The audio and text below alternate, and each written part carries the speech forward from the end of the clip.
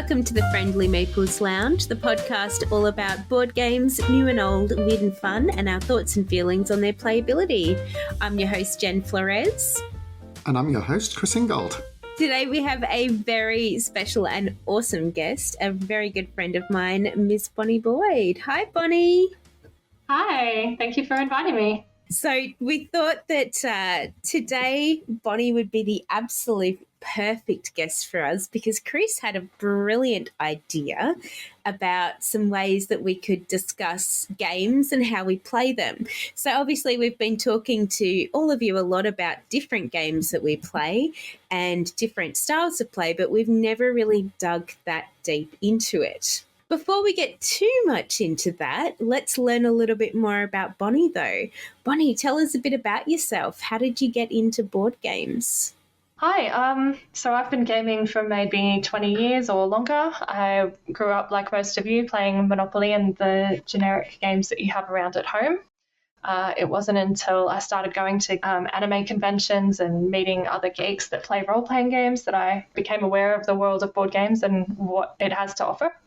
So my first convention was the big board game one in Canberra, CanCon, and bought a carload full of board games in that first trip.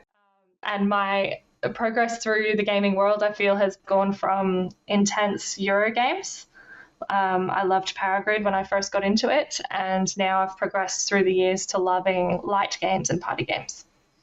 Do you know what's really funny? How many people have we spoken to, Chris, where, including yourself, where Power Grid was the first really big game they played? Well, Power Grid wasn't the first big game I made, but it had a very key moment in my gaming history because I think I've talked about it on a podcast before, because it was the favourite game of the organiser of one of the local game nights back in the UK that I went to, and it was the initiation ceremony that everybody had to play Power Grid with this guy and get defeated very, very, very, very harshly. He would sit there and completely annihilate you. And that was the induction. Power Grid's a great game, but it's such a common one. And it's a huge one for Matt. I mean, in Melbourne Meeples, our founder, Matt Utting, Power Grid, I think, is Matt's favourite game, or certainly Friedman Freeze is his favourite game designer.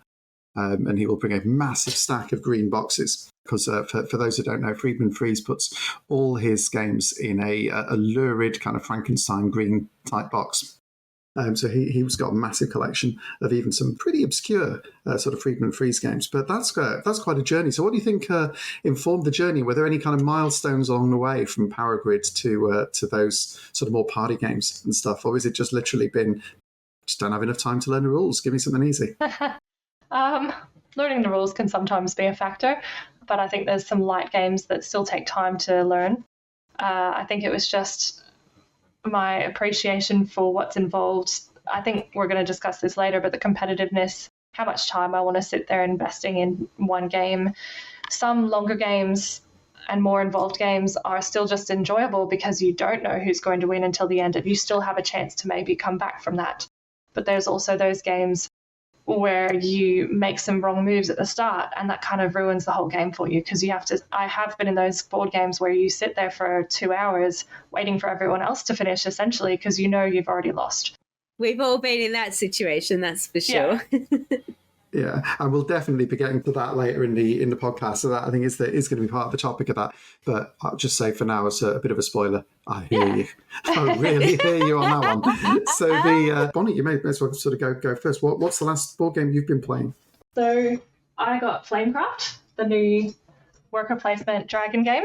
It's fantastically themed and fantastic game, and I wouldn't call it a light game. I'd call it a medium game. Reminds me of Lords of Waterdeep a little bit, but maybe even more complex in some ways and simpler in others. So really loving that. I had the chance to actually play that with Bonnie. Yeah, and I love it. I want to get a copy of it so bad. But I have a rule. So we're coming up to, I guess everyone will be probably listening to this towards the end of July. My birthday is at the end of August, and I have a rule for myself that I don't buy anything that I really want for the couple of months leading up to my birthday, because every time I'm like, ooh, I want that thing, and I buy it around my birthday, Rod tells me off because he's like, oh, I was planning on buying that for you. So as much as I want to buy Flamecraft, I'm going to wait until after my birthday, just in case that's what Rod has decided he's getting me for my birthday this year. It probably isn't, but I loved it when we had the chance to play it. It's so cute. Yeah. It looks fabulous, and I've seen it played at loads of our events, and I haven't actually had a chance to sort of play it myself at all. But I saw it laid out on one of those lovely board game tables that Gameway had at one of the events, and it looked so much fun and so engrossing. It's got a really long board as well, hasn't it? Yes. It seemed to stretch out quite, which is quite nice, actually, because there's loads of those sorts of rectangular tables where you're fighting over like a board that is just too wide. Whereas this fits it. Yeah. Yeah, I was very looking good at that and point. thinking somebody's designed that doesn't have a big round table, because I'm trying to wonder a lot of game designers, I have this theory, have big round tables that nobody else has. And that's why the games are shaped like that, and then you can't fit them onto a normal kind of rectangular table at a convention. Yeah. But yeah, no, it looks fantastic. Jen, what have you been playing? Well, we had Board in the West on Friday night, so I got to play 10 Wickets, which is a brand new game that's just been released by one of the local designers, Ryan, whose surname I can never remember. Boucher. Well, it's either Boucher or Butcher, and we're going to have to get Ryan on and ask him first whether or not he's a Boucher or Butcher, because actually I don't know how to say his surname, but Boucher. And if you're looking it up, Seabrook Studios. And it's amazing. Like, I'm not a cricket fan, so obviously 10 Wickets, it's a game about building a cricket team for yourself. But it's more about numbers, and it's hard to find a good two-player game. It's a really well-balanced, awesome two-player game that if you haven't checked it out yet, definitely check it out. I think we're going to do a special episode with Ryan about his games and the ones that he's designed, so I won't say too much about it. I also had the opportunity to play a bit of Sushi Go. I love Sushi Go. And Chris and I were playing Ticket to Ride, my personal favourite game. And it was a very interesting game, wasn't it, Chris? I go hot and cold on Ticket to Ride, and I still want to play the stay-at-home Ticket to Ride, which I know we've referred to in sort of previous episodes, I think maybe one or two ago, just because of some of the creativity that goes into that. But I'm also not a massive fan of Ticket to Ride, which will probably be for reasons that we'll come back to later in the day. But on Friday night, I think suffering from like a head cold or so, and a very, very hectic week, and my brain was just not operating at all. And so I think I probably got even my lowest score in Ticket to Ride history, but it was fortunately not a negative score. No, but it thank was goodness. slapped, I think is the so on the board, if you looked at the board and you didn't know Ticket to Ride, you didn't know anything, if you'd have just taken a photo of the board, it would have looked like I had won. Yeah. Because I hadn't made it round to the 100 point. So Chris And it would look ended like I'd up, have just scraped it. I think Chris ended up on a score of about 72 or something like that. And Was it even that? I thought it was more like 50. was it? I don't know. I don't even remember. No, it was at least, because we'd gone around the board and come back around the other side. So it was at least 70 something. And I ended up on 132. So I won. Like, I quite often win Ticket to Ride just because I've become very good at building my strategy around, I'm going to just, every ticket that I get, I just try and connect them all with one path. And it tends to get you some of the big scoring things like, you know, the longest route or the most cities connected. And we're playing Ticket to Ride Europe, which obviously the rules of it are a little different just to the base Ticket to Ride. But Chris accidentally misunderstood a rule clarification that I told him around stations, where I said you can't connect two pieces of track by two stations. Like, you can't have a station and then another station. So what he did was he went, oh, cool, I'm going to put the city that I'm trying to go to, a little bit of track to that, and then a station connecting somebody else's train to another station. And then from the other end went, oh, I have a piece of track up to two stations away from it, so I'm going to connect this one up to that station in the middle. And I was sitting there looking at it for a bit going, I don't think Chris has understood this properly. And after a few rounds, pointed out to him and went, Chris, you do realise that those two are not connected, right? It can't be connected by two stations like that. Like, you need to have another piece of track in the middle there. And he's just like, oh, shit. Yeah, in fairness, I have played like the game before. I've played the game a few times before, but really only like kind of like every year and a bit, because I'm not that into Ticket to Ride. It's a good game, but I'm just not that into it. And so I should have known, right? Because I have played that rule before. But it was one of those things where I just asked that because I was in a little bit of a tangle where I was like, right, okay, there's one way I can do this, and that way is now almost involves doing something a little bit semi-impossible. And in the end, I just did that thing anyway. And it was fine, but it just left me about 3 moves, maybe 4 moves if I was lucky with, well, maybe between 2 and 4 moves if I was lucky with the cards, short of this little kind of fork at the end of the track, which would have completed 2 routes. So if I'd have got that, basically then obviously cost me the minus points and the additional points. So that was probably about 32 of the point difference. And then it would have been a competitive losing score.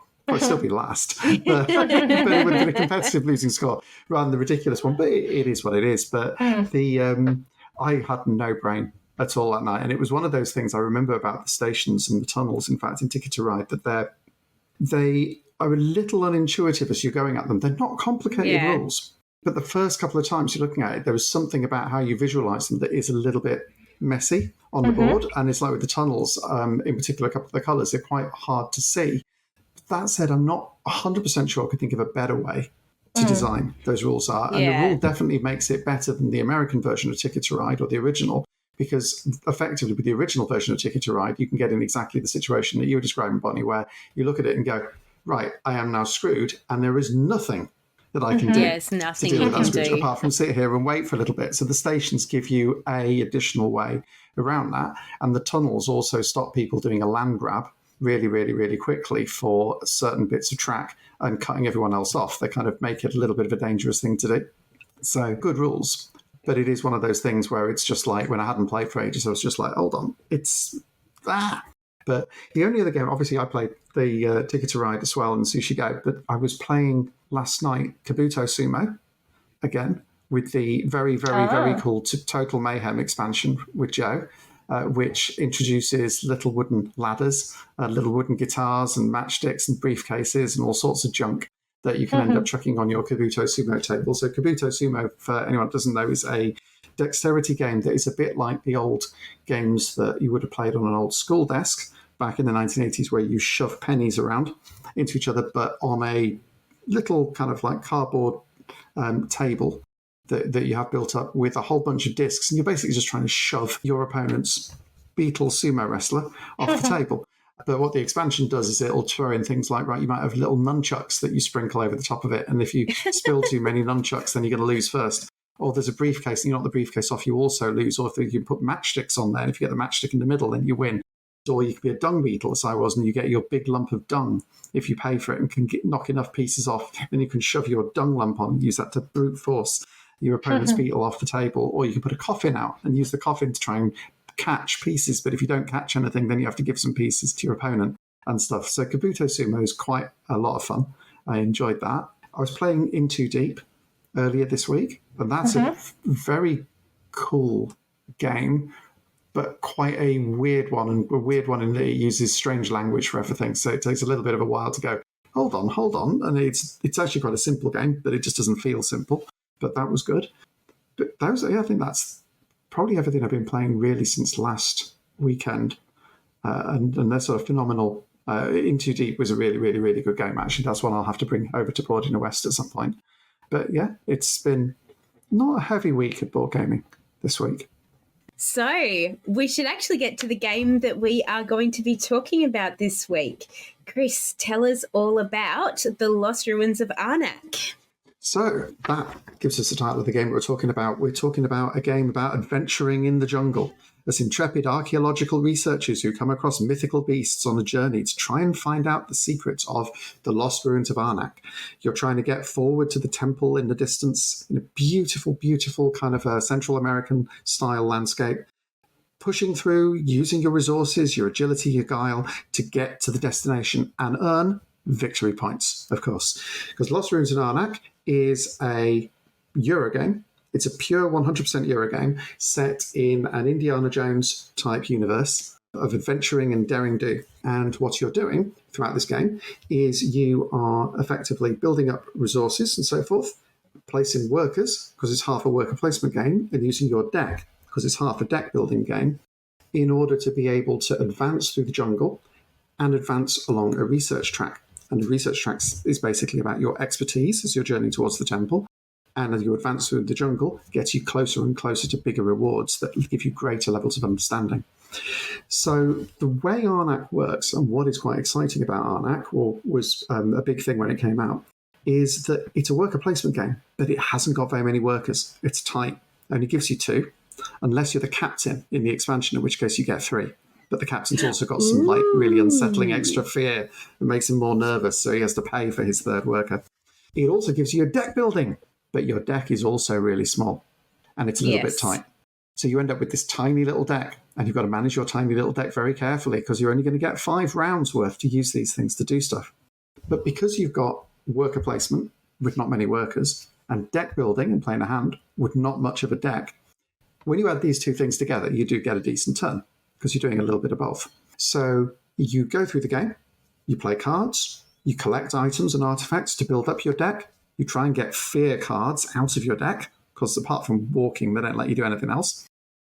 You place your workers to try and explore and take on these guardians, and you advance up the research track. And the research track is not to be underestimated, because the research track is usually the thing which if you ignore, because you go, oh God, it's a track, it's boring, I want to excite monsters, then you will lose. Because Arnak fundamentally is about academically discovering the secrets of the Lost Ruins of Arnak. All of this stuff is in aid of your research, which is what many people would argue Indiana Jones should have been doing if he was going to be able to sustain a career in a university, rather than what he was doing, where he proceeded to lose every artifact that he found, or at best hid it in a cupboard somewhere in the back ends of the museum where nobody was ever going to see it again. So I don't know if that helps, but that's an explanation of the Lost Ruins of Arnak. And it is a game I think we've all played. The first time I actually played Lost Ruins of Arnak was not the physical copy. It was the online version on, was it Board Game Arena we were playing on, Bonnie?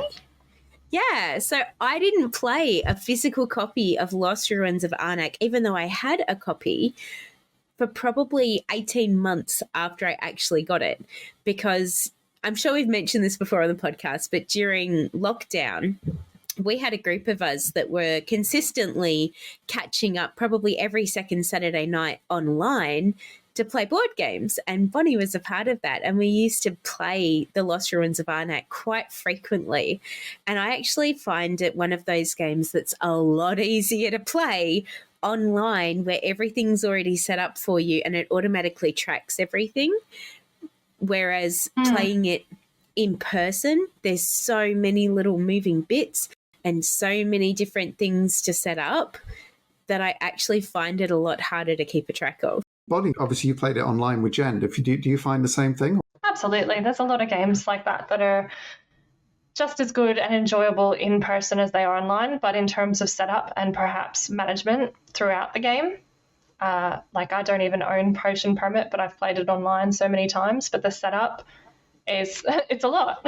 So Lost Ruins of Arnak, if you haven't tried it online, give it a go. If you did try it in person and then you decided that it was just a lot of game tried online, you might actually like it a little bit better. But I mean, that being said, I do like playing it in person as well. How about you, Chris? The first time you played it, was it in person or online? So I've only played it in person because I'm not really big on playing board games online outside of chess. And so the first time I played it, though, was the solo mode for much the same reason as the first time you played it was online. It was in the middle of lockdown. And then I managed to play it sort of a couple of times between escapes. And my first reactions to Arnak were that I actually didn't like it very much. I found it quite kind of clunky. And the couple of things that frustrated me, one was just the amount of space it takes up. Now, that's something we'll come back to, because in terms of unrealistic tables and the way that it's laid out, There are some disadvantages with how the board's laid out. I can understand why it is as it is, because it looks amazing, actually, when you see it. But there are some ways it can be quite cumbersome. But the other thing is that I got really excited by the theme, because I'm really into like the old Indiana Jones movies. I actually really like the new Indiana Jones movie. And yes, I think that the ending is great. So all you people that don't like the ending, you're wrong, I'm right, it's great. And more than that, I think the refrigerator scene in the fourth is one of the greatest scenes in cinema ever, and I will not hear any different. Aside from all of that, right, and maybe that's right, it didn't initially give me that feel of something that represented that kind of thing that you get from watching an Indiana Jones movie or playing an Uncharted game. It felt like a straightforward Euro resource trading game and didn't have that. I then found that with multiple plays, it grew on me as a game because I got over that. Right. And I thought, well, the game under here is quite good. It's a shame about the fact that I don't feel the theme quite adds up. And then the expansion came out, which with the Expedition Leaders expansion, because there's a couple now. There's another one called Missing Expedition, which I think had some campaign elements. But the Expedition Leaders expansion adds some asymmetric players and a couple of new research tracks and a few little sort of tweaks to the game. Those additional characters start to make the game feel more thematic, and they add a lot more sort of colour and interest to the game. It becomes a lot less dry. Some of them are quite wacky. Some of them are quite simple. And to me, they took a game from one that I was going to say, oof, you know what, I might sell this, to a game that actually I've got a lot of time for now and I really enjoy playing, but I won't play without those extra characters because I think they're absolutely fantastic. The first experience, though, I had with Arnak, and I'm going to caveat this to say that I bought it from our local game store while we just moved to Australia and we were living in temporary accommodation. We didn't have any of our normal furniture, so I had this little coffee table that I could play games on. And I'd been in the middle of playtesting a couple of things because I do quite a lot of playtesting, and they were a bit easier because they were all print and play. And I had got out Lost Ruins of Arnak, and I thought, I'm excited by this because the Indiana Jones theme, all of that stuff, and attempted to fit the board on this coffee table. Never going to happen. Just so you get the board out and you think this is big and this is fine, and then there's this little add-on, right? And the add-on has spaces for you to pour out all your bits. Which, when we spoke to Karen, remember that is. I mean, I'll take actually your bit is funny as well because we had a bit of a conversation with Karen right at the end of a podcast. It was past talk about Agricola. We actually talked about in relation to Le Havre, and we were talking about the act of pouring out a pile of little bits into a pile on a board, so that they're an absolute pain in the neck to clear up. And she went, "I like those piles of bits." What's your preference? Do you like a big pile of components strewn out all over this, or do you like them in pots, neatly arranged? Pots, neatly arranged, preferably straight from the box to the table, so you don't have to manage anything. That's like we were saying, it's easier online. That's one of the reasons. Yeah, 100%. Rod and I actually have... Oh, no, go ahead, Bonnie. I was saying, going back to the theme and the Indiana Jones feel, if your expectation was that adventurousness, have you played Fireball Island? Because I think Jen owns that, but that has that Indiana Jones running through things. But I love the theming of Arnak. It's not, like you say, I guess, as adventurous as Indiana Jones himself, but the exploration feel and the beautiful art is really fun. It actually wasn't till you mentioned it, Chris, that I even thought about the connection with Indiana Jones. And yeah, like I agree with you. It doesn't really have that Indiana Jones feel. I come from a different angle because one of my best friends is an archaeologist, and she used to always get lots of questions like, oh, do you wear like tiny shorts and little blue tank tops? And she's like, I am not Lara Croft. I spend a lot of time with cows. I spent a lot of time digging around in shit, and she actually ended up doing her doctorate in ancient languages at Edinburgh University. And I'm really surprised that I've never actually played this game with her because she also does love board games. So I will have to now play with Siobhan so that she's had a chance to play a copy of this, because I think she would love it as a game because it doesn't have that much of the Indiana Jones feel. But yeah, we will definitely bring Fireball Island to Board in the West so you can have a go at that, because, or even Board in the East maybe, because we now have a new game event happening out east on the third Friday of every month at the Amaru Community Centre, don't we, Chris?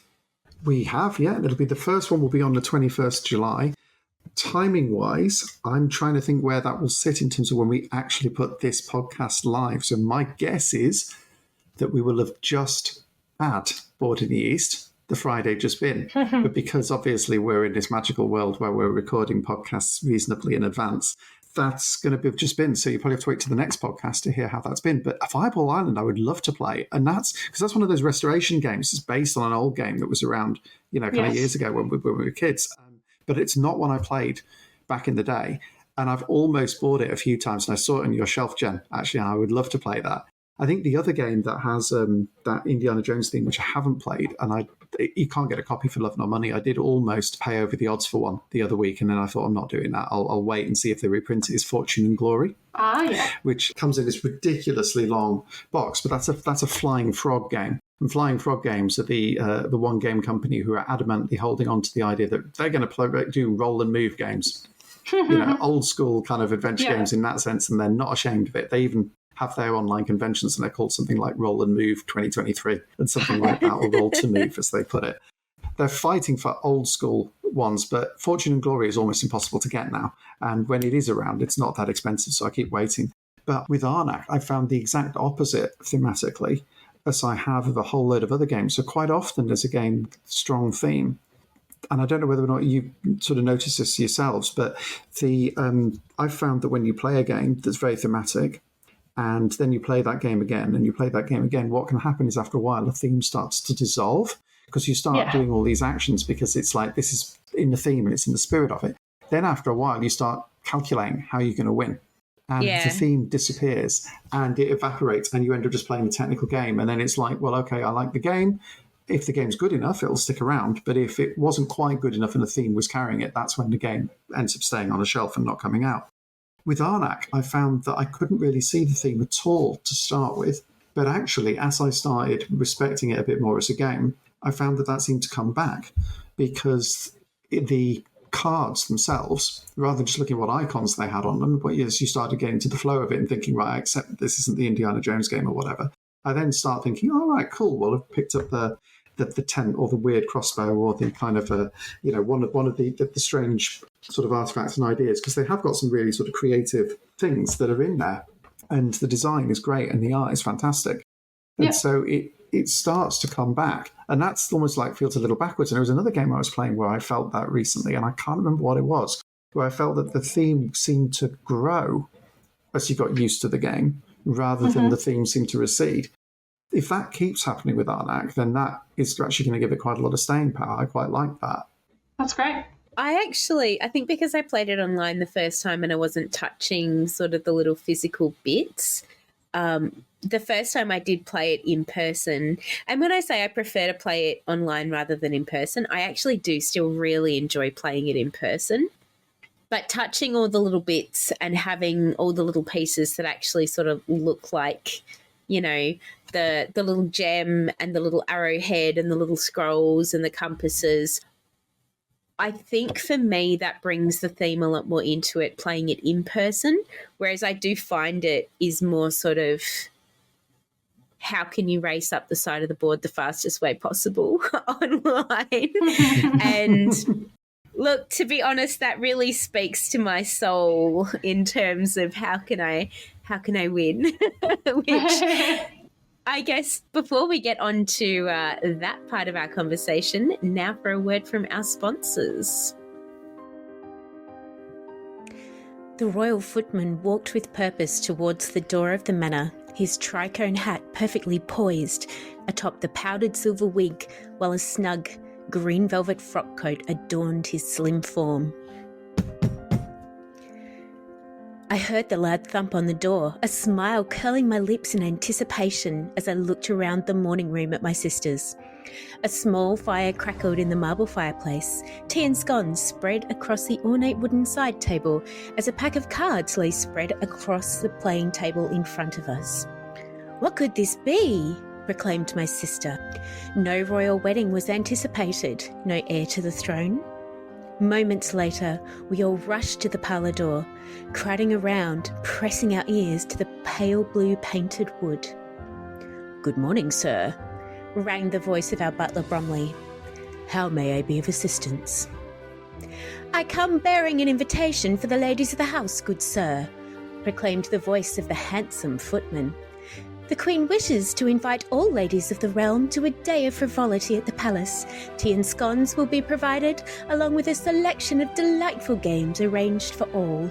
The Queen wishes it known that all ladies are welcome. She wishes none to be excluded and has decided to proclaim this new endeavour the Devonshire Society."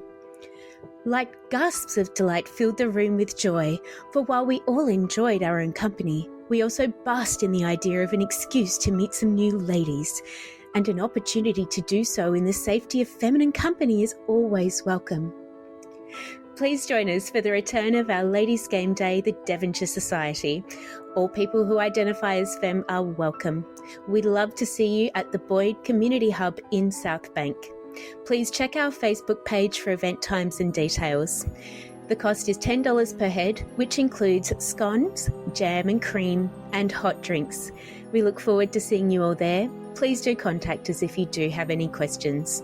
That's the Boyd Community Hub in South Bank, and please do check our Facebook page for details.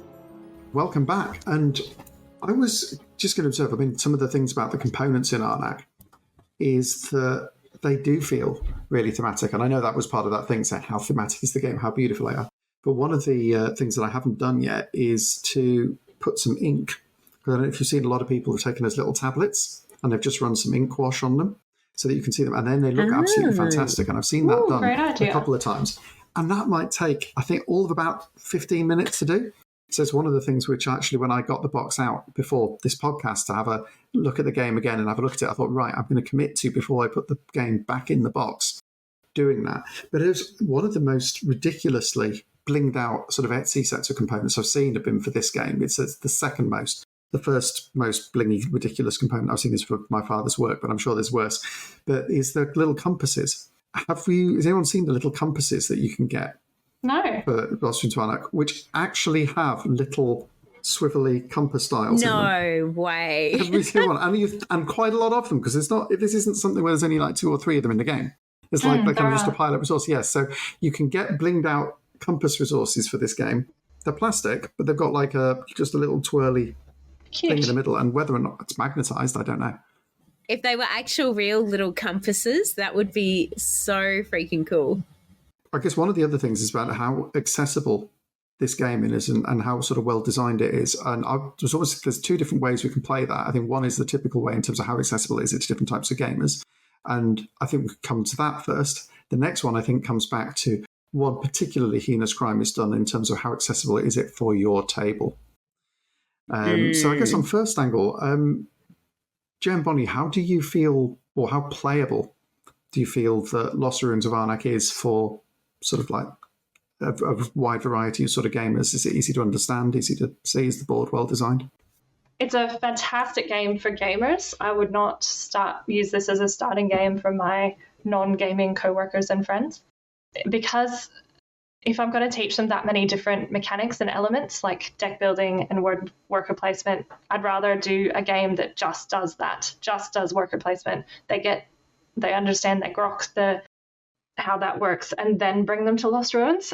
But it's definitely a game that has fantastic replayability, would hit the table a lot, and does, because it's beautiful and fun and only takes, about an hour to play.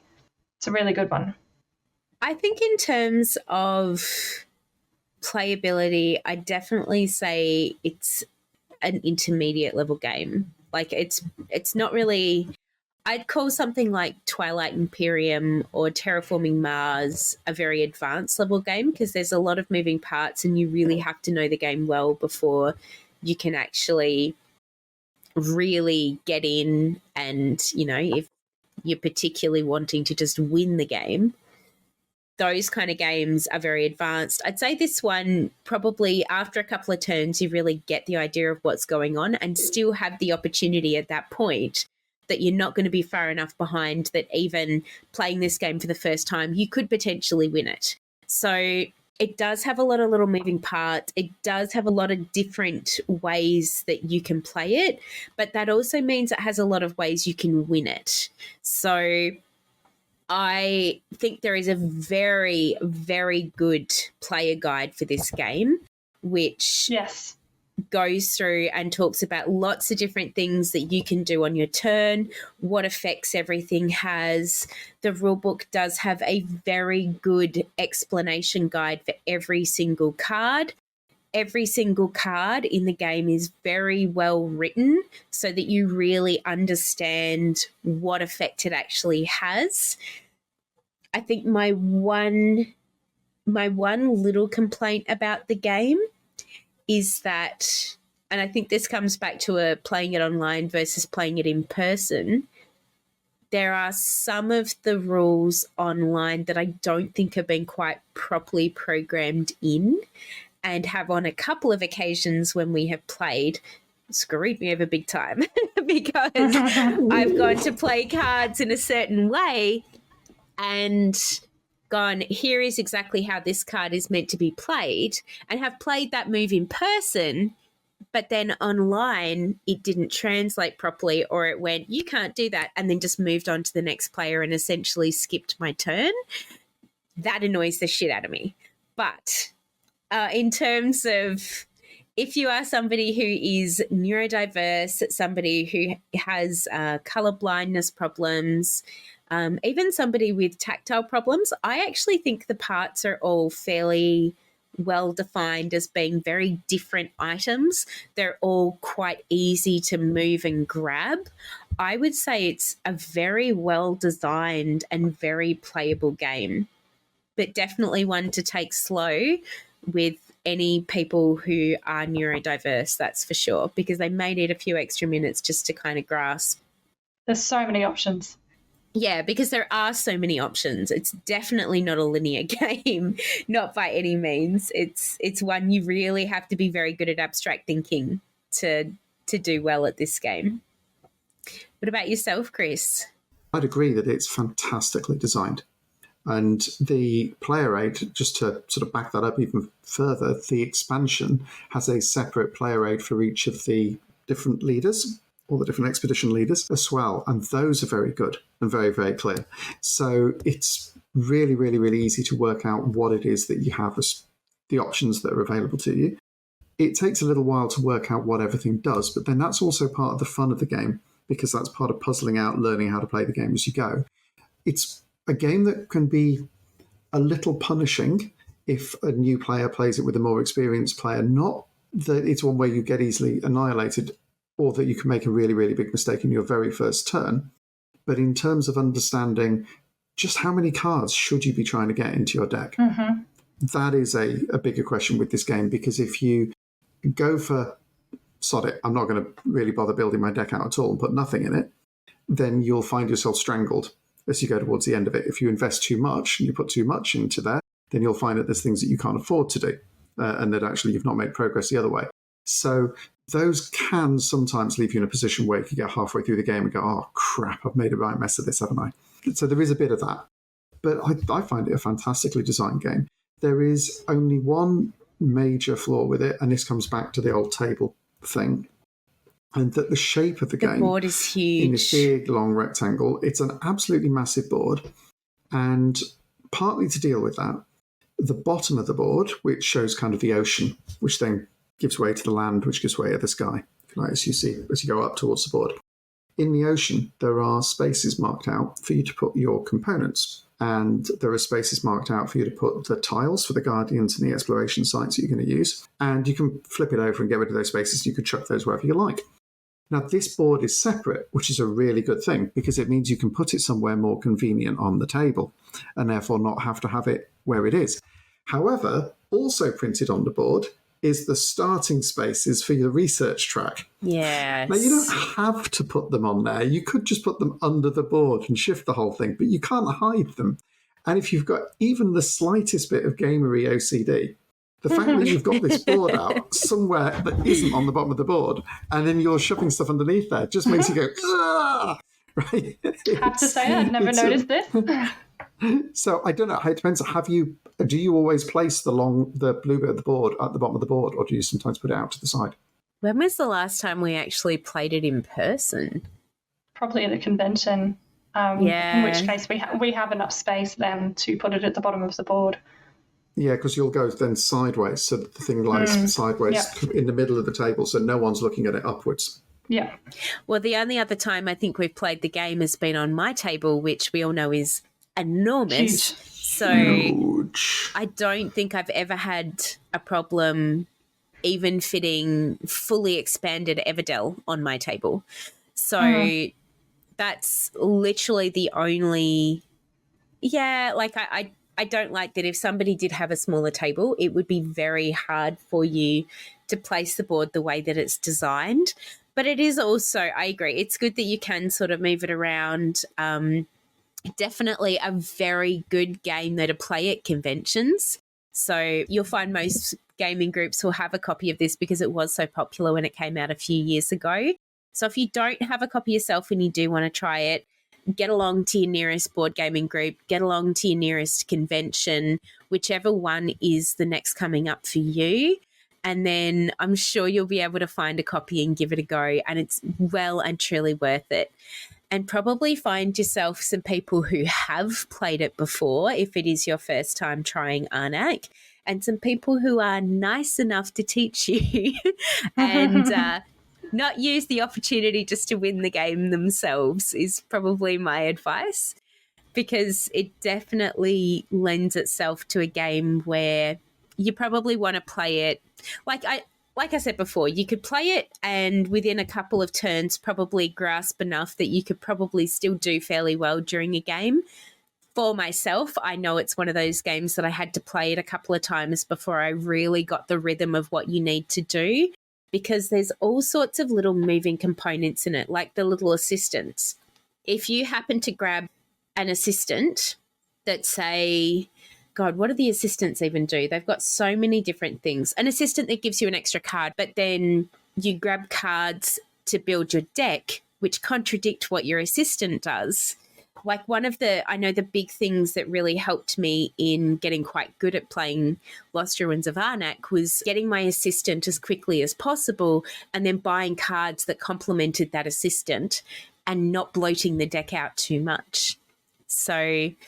definitely, if you've played a few times and you're still finding you're not quite grasping it, try that method. It's worked pretty well for me in the past for actually getting somewhere with the game. But I do find it is a game that definitely requires a bit of technique, and everybody seems to have their own technique as to how they play it. And what about yourself, Chris? What would you say is your technique for playing Lost Ruins of Arnak? What do you think is the winning method? I'm not entirely sure, because I know that the method that I was trying to avoid was just driving up the research track. And you can't not dive up the research track. And the easy way, if you want to basically say, right, okay, I just want to get to the point where I have a respectable score the first time I'm playing with it. I don't care about the game. I don't care about trying stuff. I just want to put a decent mark on the scoreboard. Trying to get yourself up the research track is probably the best tactic. That's the straight way.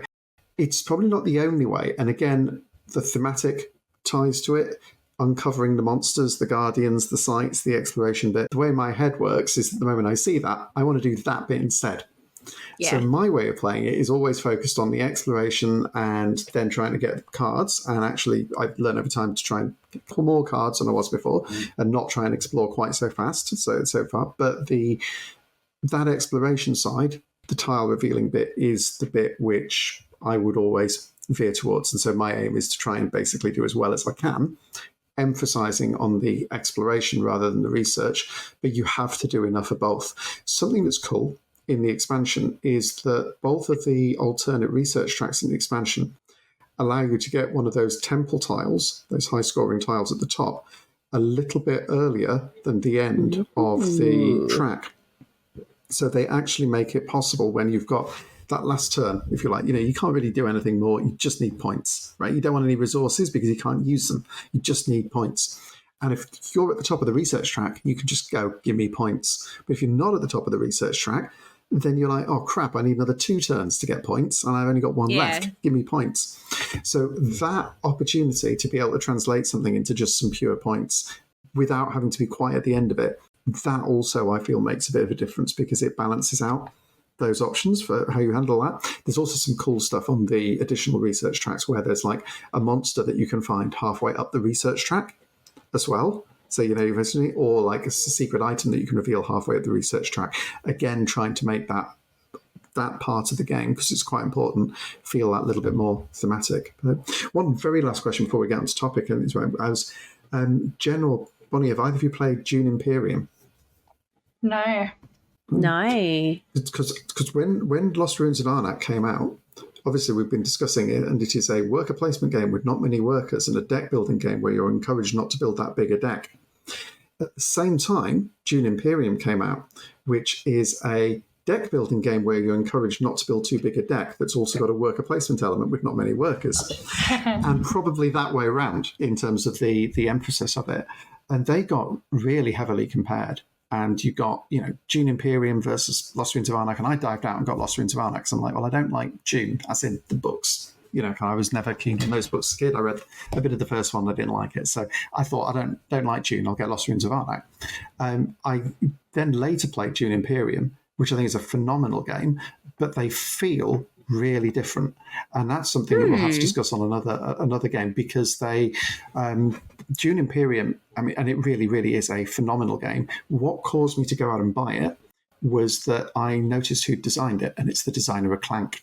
And the way that Clank takes a deck building game and makes it feel like an explorative dungeon crawler, Dune Imperium takes a deck building game with a little bit of Lost Ruins of Arnak, and in my mind, possibly my mind only, it feels like Twilight Imperium or similar games without being in the slightest bit like Twilight Imperium. Now, I know I'm going to experience Twilight Imperium players will go, you're factually wrong, but it feels like that, the way the game progresses, the way you go at the diplomacy, the way that combats work in the game.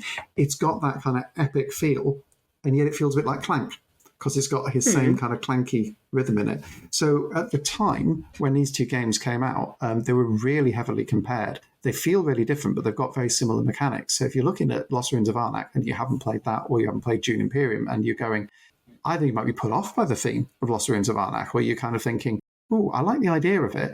Dune Imperium is the other game that was in the zeitgeist at the same period. And I think people have stopped comparing them because they do feel so different. But at the time, it was one of these has got to kill the other.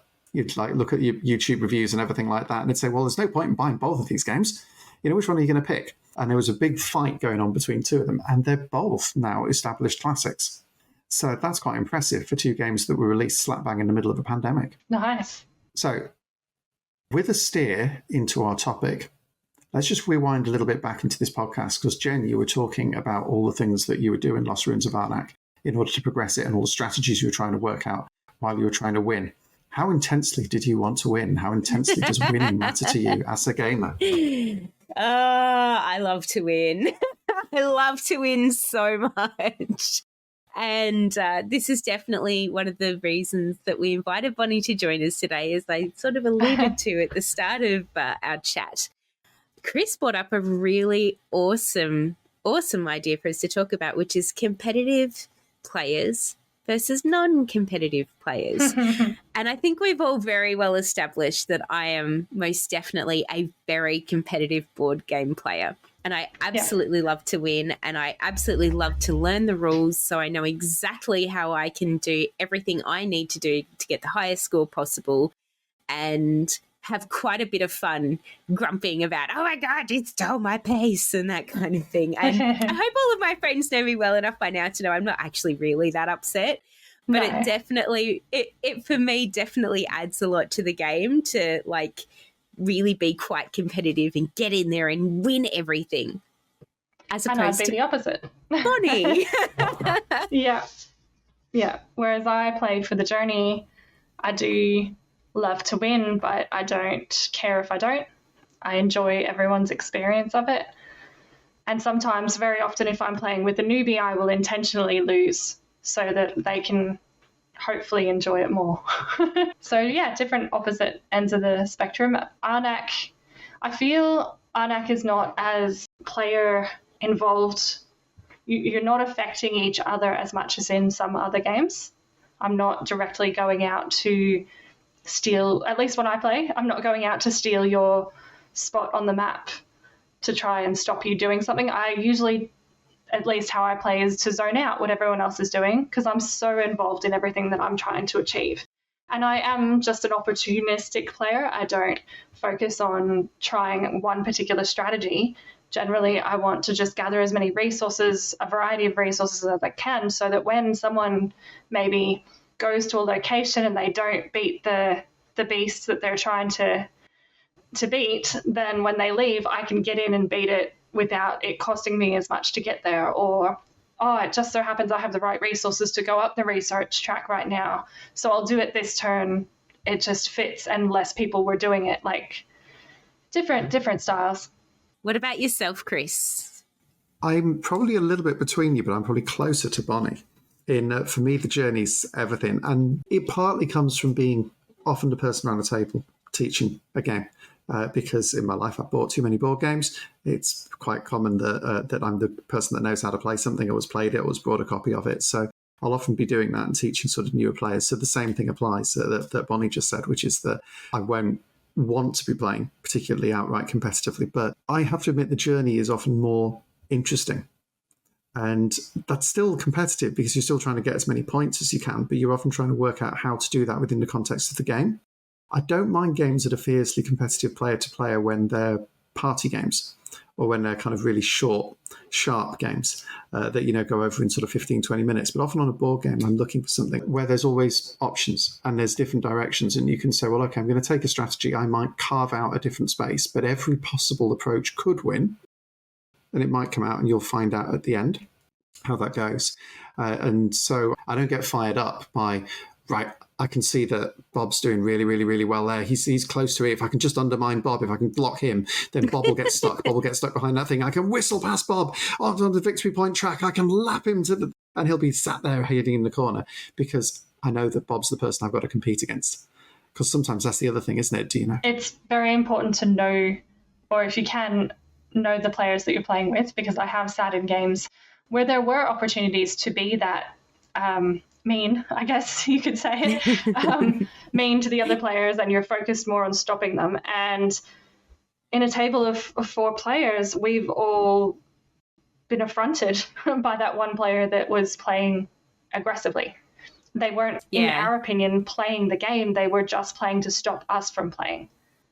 But that is a strategy. I'm not that kind of competitive player. I'm the kind of competitive player that I want to win based on the things that I do during the game that I've thought through and worked out how to play the game in a way that I'm going to win, which is probably one of the reasons I love Ticket to Ride so much, because I know exactly how to make every different version of Ticket to Ride to get as many points as possible. Like I've just played it that much now that I know exactly what my strategy is, and if somebody overlaps that, how to overcome, somebody overlapping that part of the track and me going, crap, I can't do that anymore. So I love to win for the satisfaction of knowing that, I've worked it out and I've got that down pat and I have that knowledge. Not as much as a, haha, I beat you and you suck. I'm not that kind of player. If I'm playing with new people as well, I'll absolutely spend the time to say to people, hey, I understand why you're doing it that way. Would you mind if I gave you a suggestion for a way that you could do something that would actually give you more points? So I will sabotage myself in terms of, if I'm teaching people a game, to say, hey, here's another option that you may not have thought of, just putting it out there for you, unless we all agree at the start of the game. And this is something I've done where playing with friends and I've been like, guys, I'm in a really competitive mode today. how do we all feel about just going out there and being really competitive, or saying to people, like when we were playing Clank Legacy, for example, we'd all made the arrangement we were going to play Clank Legacy cooperatively. So when one person starts playing competitively, that sucks. And it sucks so, so bad. But I definitely only play competitively to sort of win the game and beat myself, but not at the expense of other people. Does that make sense? Yeah, it does. That whole thing about how you play Clank Legacy was an interesting one, because I had that conversation without me prompting it with on another video that I was filming with a game designer the other week, which I'm not going to say who because it's not out yet. I'll publish it yet. But the on that video, he'd said exactly the same thing, that effectively he thought then about Clank as being kind of a game which had that sort of cooperative aspect to it on the Legacy edition. And that cooperative part of it really, really mattered because of the way the game is pitched. And I think that's to do with it being sort of a legacy game.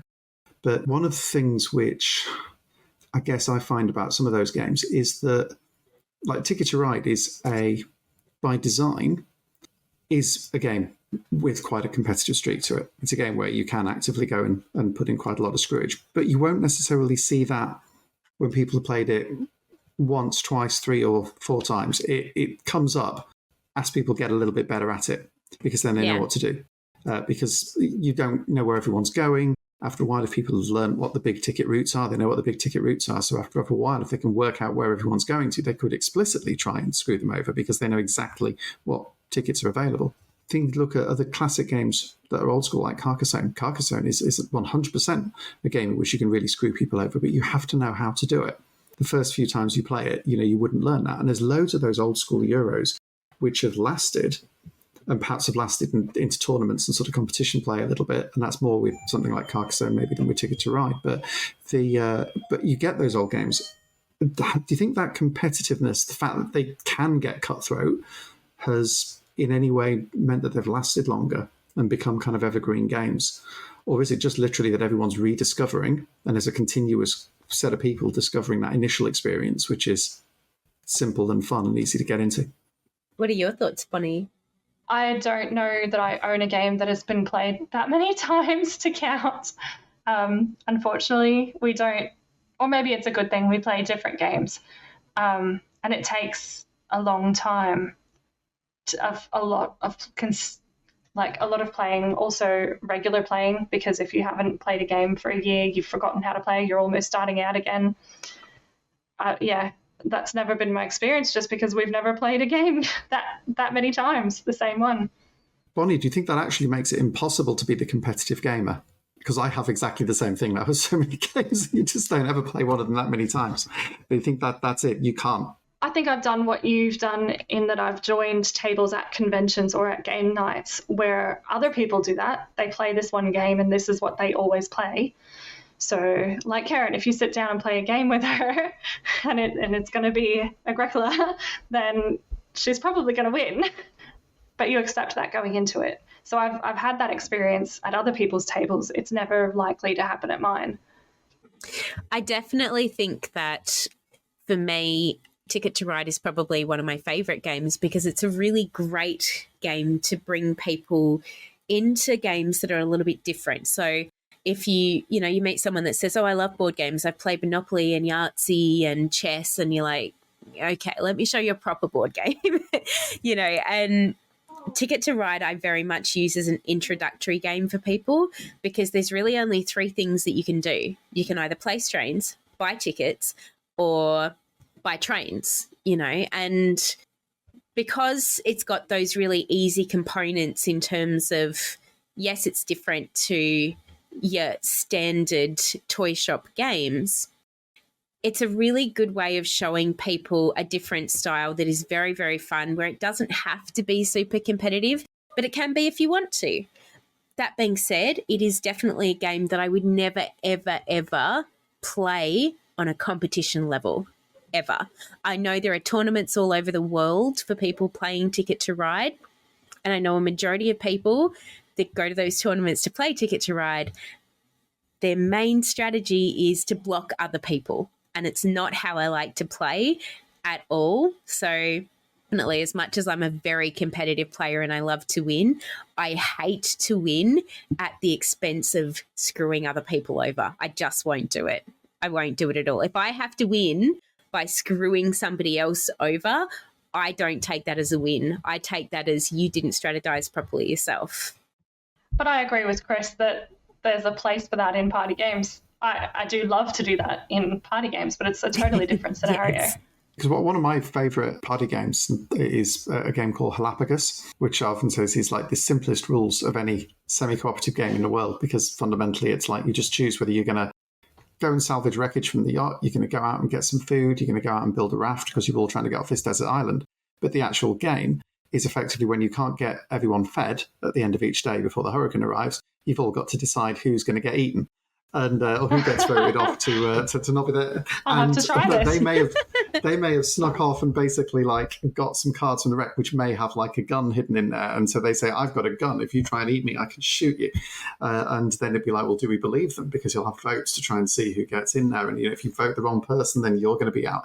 And it's, to be honest, it has hardly any rules at all, really, as a game. The entire game is basically waiting until you get to the point where somebody has to get eaten, and then you're all debating who's going to get eaten. And it's great fun. And that, obviously, is vicious. And it's meant to only go on for 20 minutes, and I've never played it without it going on for over an hour, just because everyone gets really into it. But that's a completely different thing, right? And because you don't have, I think, the thing that was described earlier, which is that thing where you realise in a game that you've lost 3 or 4 moves into the game. Yeah. And then it's like, well, now you have learned for next time, young Padawan.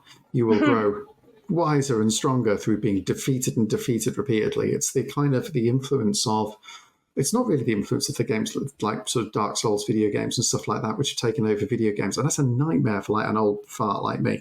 You're playing video games and suddenly it's like all the popular video games. It's like, we've removed the option to save your progress and we've made it really hard. So you actually have to get good at it. And it's like, well, maybe when I was 20, I had time to do that. It's like, when you've got like a job and stuff, you've got to sort of go through and actually sort of work all of it. Then chances are you're going to get a bit rusty, and you're going to get rustier as you get older.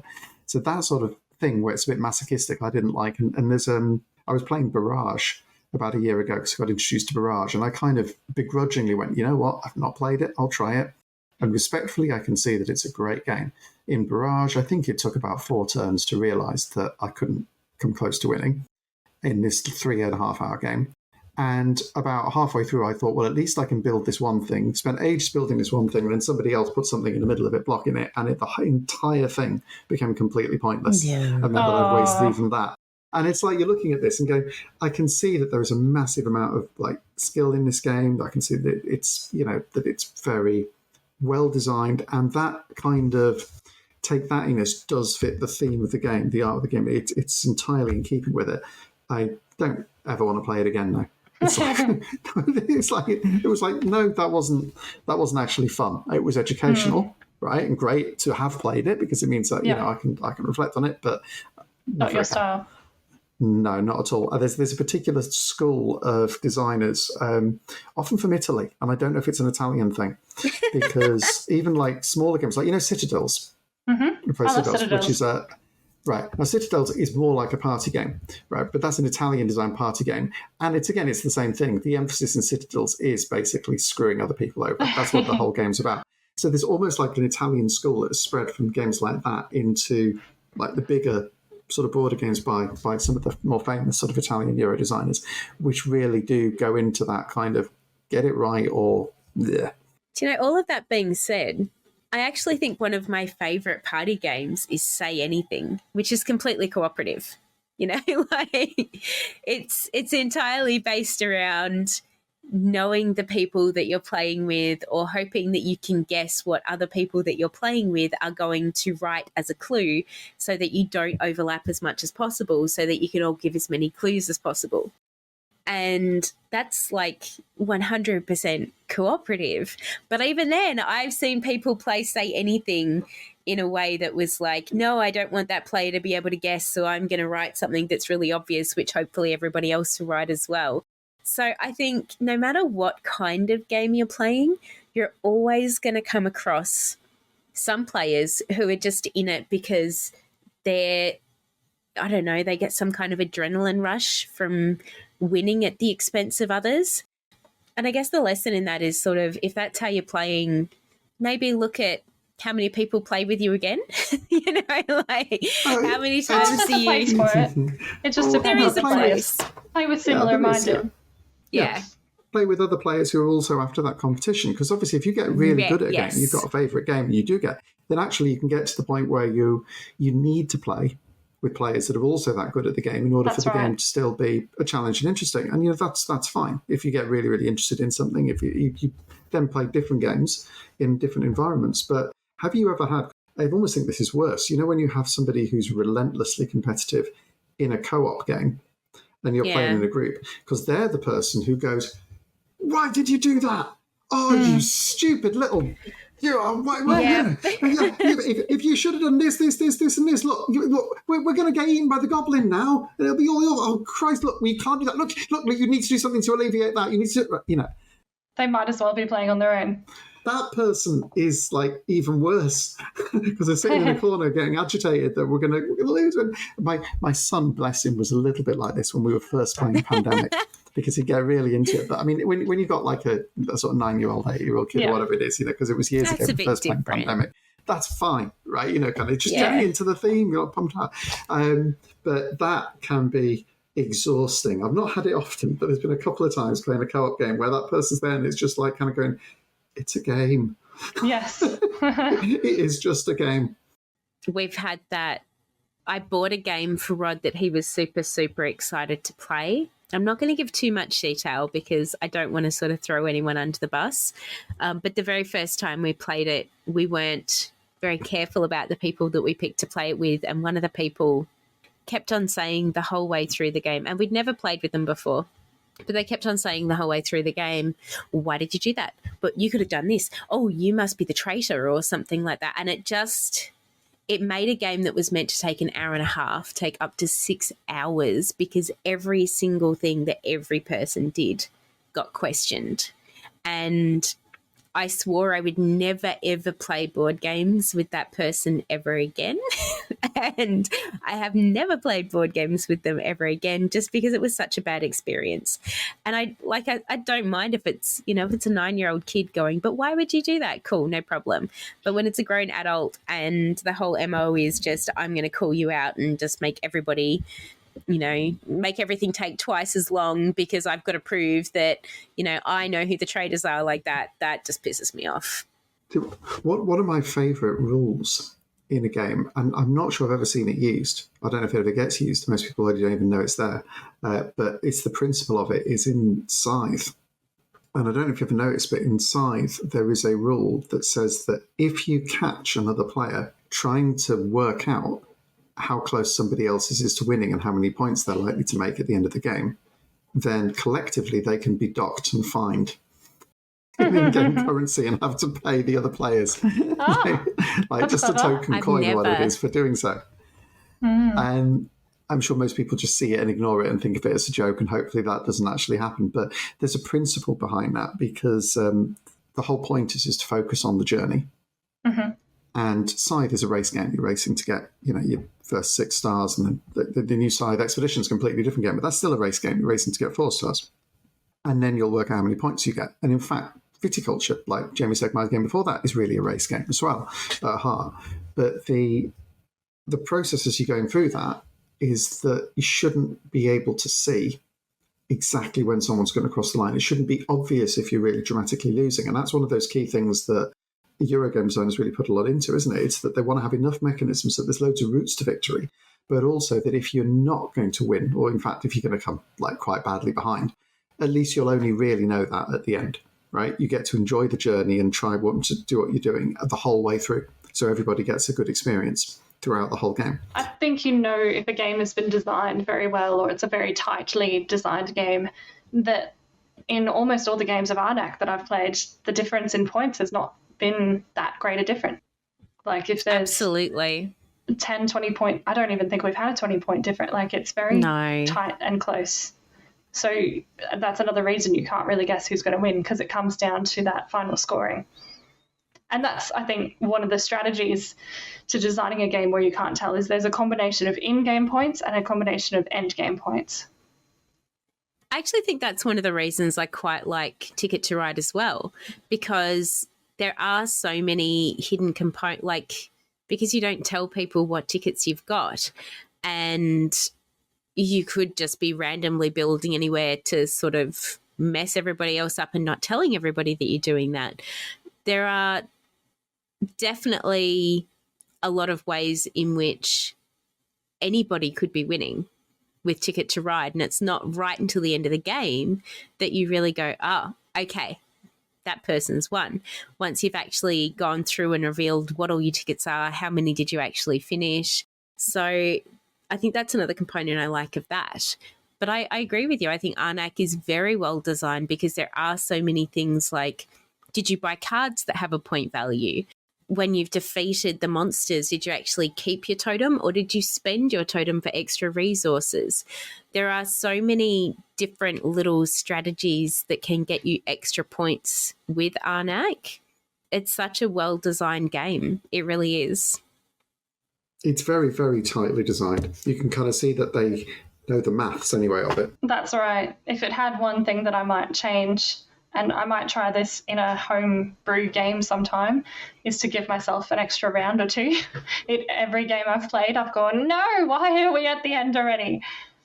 Oh, that's a thing, isn't it? In so many games that there's this thing about not giving you quite enough time. And that is it's a double-edged sword, because the idea is that you don't outstay your welcome, right? And it would make Arnak a longer game, right? You got the extra round on, people got more cards, more turns, make it quite a lot longer game. Yeah. And trying to get that sort of tension that says, right, okay, you're almost there, but you can't quite do everything. And it takes some of the tension out when you have games that do have like short mode and long mode where they had like an extra round. But at the same point, that's kind of, it's true, isn't it? You feel like you've just not quite got there. And I think there's other games that have that sort of more sprawling, so you can try and do everything. And maybe that's just a different game. But that was one of the things that I felt was weird about Arnak thematically, again, because I came to it with theme of those kind of like stories, which are pretty sprawling in of themselves, and they don't have that. So yeah, I'd agree with that. It would be a tough thing to make work. I mean, one game, have you played, Jen? I know you haven't. Bonnie, have you played Tapestry? Yeah. Right, so I don't know, there's Tapestry, there's been gazillion games recorded of it, because Jamie Stegmaier is always capturing stats from people reporting how they've managed to get various scores with various civilizations, because there's so many civilizations in Tapestry that it started off relatively well balanced, and then an expansion came out and it got slightly less well balanced, and then the expansion came out and it got less well balanced. It became a better game every time, and then the most recent expansions come out, they've originally not printed enough like boxes on the side of the scoreboard. So you have a victory point track, you go up to 100, and then you've got a place you can put a cube for if you've got 100, 200, 300. When they were playtesting the game, because I was one of the original playtesters, they didn't have enough of those on the board, because Jamie never thought they'd get above that. Then a couple of the playtesters managed to beat the highest score, so they had to put an extra 100 block on it. That's been beaten now twice. No. You need another 2. There are people getting scores of almost 600 points in Tapestry. Wow. And it comes out of freaky combos. And they're trying to work out how to balance it, and then they're going to reissue some like Civ cards to try and rebalance it a bit. But it's never going to be properly balanced, because every now and again somebody will end up with some sort of combo where they end up doing something ridiculously silly. For some reason in that game, it's kind of okay. It just ends up being quite funny. It is. It's kind of the outsider. You don't always have it happen, but when it does, you're all so impressed that you don't really care. It's just amazing that they were able to achieve it. I'm quite excited by that.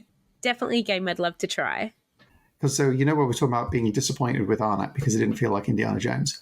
When Tapestry was originally advertised, it was advertised as a civilization game. And it was Jamie Stegmaier making a civilization game, and he just made Scythe, which obviously was like a Euro game, but it had like mechs and war and stuff in it.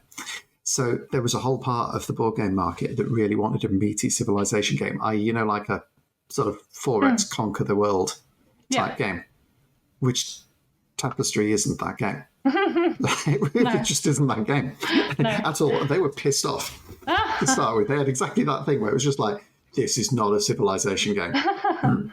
Don't like it. Tapestry does have that competitive streak, and in Tapestry you are seeing the points accumulate as you play. So you can kind of see if you're being completely outdone. But in general, it's right at the end of the game where any That's of those really, really, really big booming combos come in. So in Tapestry, you play as a civilization out of, God, they're about 30 odd now. But you can get a bonus civilization. I effectively become like a joint civilization via a couple of freaky little things. And by some incredibly freaky little things, some people have managed to make that 2 civilizations into 6, 7, 8 because of some freaky combination. That's how people get these ridiculous scores that come out. Can't even fit them on the damn table. Let them try and play with them, which is where it gets ridiculous. But it's very, very funny in that regard. And that kind of gets around that thing about the competition in that those big booming points come at the end. So you've got the score is accumulating all the way through, but your first round is short, like any engine builder, and then your second round is a little bit longer. And so it's only really in the last sort of like 15, 20 minutes of the game that you're going to realise who's going to power ahead, even if they're going to power ahead by a lot. I think another game that's quite like that, actually, which is going to sound really funny, is Bunny Kingdom. If you have either of you ever played Bunny Kingdom? I think I played Bunny Kingdom with you, haven't I, Bonnie? Well, we were going to, but it's like Tapestry. It's a lot longer than I play these days because I'm a light game player now and I tend to avoid the longer games. Bunny Kingdom, I've not played it either. Jen, you've mentioned it before as something that we need to get to the table. We need to have a game of Bunny Kingdom because it looks like this really cute, light and fluffy game that's got all these really cutesy little moving parts to it. But it's incredibly competitive. Yeah, there's a lot going on in it. It's definitely one that until you get right to the end of the game, you have absolutely no idea who is going to win because there's all sorts of cards and stuff that you can get during the game which are going to boost your end of game score depending on other things that you play. So there's a few times that Rod and I have definitely played that where he hasn't realised or other people in the game haven't realised that, you know, quite how one of the cards works, because this is a deck builder kind of like Sushi Go where you're passing around the cards rather than just deck building from buying. So what kind of game is that called again, Chris? You know, where you're passing it around? Drafting game. Drafting, where thank you're passing you. the hand around and you're picking one from each. Yeah, drafting game. Yes, it is a drafting game. So I think there's definitely some cards in there that if you don't read them carefully, you could think, oh, that's crap and pass it on, when actually it's a very powerful card. But again, it's something that's got to line up with the rest of the way that you've played the game along the way. So it can definitely be a deceptively competitive and cutthroat game, even though it just is so damn cute. And to be fair, as much as Bonnie is a light and fluffy and happy and cooperative games kind of person, I love a good cutesy cutthroat game. You know, like anything that has really cute looking little components, but actually very competitive. That's me. That's my whole jam. You know. Back to Echidna Shuffle again. Yes. We keep coming back to Echidna Shuffle. Need to get my hands on a copy of that because that's definitely a very, very cute game. But look, you know what? It's been absolutely fantastic having you as a guest today, Bonnie. Thank you so much. No problem. And you know what? I think in summary, Lost Ruins of Arnak, if you haven't played it, definitely give it a go, especially if you are somebody who likes a game with a lot of moving parts. You've played a few games before. Maybe you want to introduce some board game friends who are sort of a little bit newer but have played some games now into something a little bit more comprehensive. This is a really good game to do that because it has got a great theme. It has got really pretty parts. It is visually just delightful. It does take a little bit more setup. So, yeah, give it a go. What would you say to it, Chris? I'd agree with that. And it's one of those games, it's like a clockwork system. If you kind of think about a game where you're trying to work out how do you get all the right pieces and sliding blocks together in order to get to where I want. If you like that kind of puzzle, then you're going to like Lost Ruins of Arnak. It's all about trying to slot those things in just the right place to be able to get the score you're going to. The bit about all the pieces in the setup, there are some decent inserts around for it that can make that easier, that's cheaper. There is a full colour folding space insert. Now, I am really, really, really kind of like excitable when it comes to full colour folding space inserts because they're the coolest innovation in town. So folding space inserts, for those that haven't had them, are one of the cheaper brands of game inserts you can get, like foam core things. You stick them together with PVA glue, put them in your box, makes it easy to sort them out and get stuff out. So that solves the storage problem for Lost Ruins of Arnak. But they went from printing grey ones to doing some with beautifully coloured art on the actual inserts. And they've only done a few. The Lost Ruins of Arnak one hasn't made it to Australia yet, but it's out in the rest of the world. So at some point it will. That would solve the problem, hands down, in terms of setup, because that basically gives you everything you need. Just take it out and it's there. Rod and I literally have this set of bowls that we've got for board games, which are the little plastic ones that pop out. So they store flat, but you can pull them out and the bottom bit pops out. Kind of, like the dog walking water bowls that they're flat, but we've got some of those that were specifically designed for holding board game pieces, which is really great if you're not somebody who cherishes bits and pieces all over the place and you like a little bit of structure and order.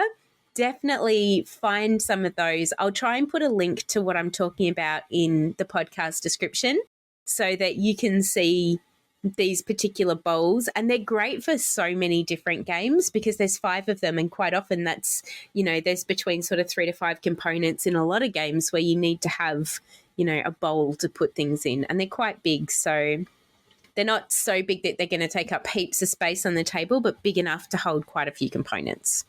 That's a completely different podcast topic. I've got these little 3D printed things that a guy made me in the UK that you can pour stuff out of. There's a YouTuber, content creator in the UK called Luke Hecht, who does a Broken Meeple channel, and you'll notice if you see any of his vids, and so if he comes to conventions, he just has this massive heap of silicone cake trays, muffin trays of different sizes, and uses those as chip trays and basically for everything.